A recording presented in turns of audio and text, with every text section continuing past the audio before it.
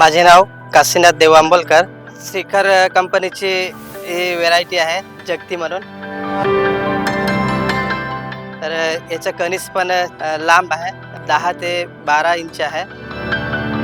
फुटवा चांगला आहे, फुटव्याला 20-25 फुटवे आहेत. याचे दाणे मी मोजलेले आहेत, तर 300 ते 350 दाणे आहेत. खायला पण चांगला आणि विकायला पण चांगला आहे.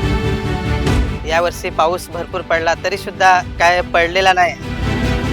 याचं मी बियाणं 20 किलो पेरणी केलेली. 1.5 एकर जमीन आहे माझी आणि 1.5 एकरमध्ये मला 40 ते 45 पोती पिकेल एवढं मला म्हणजे वाटतंय.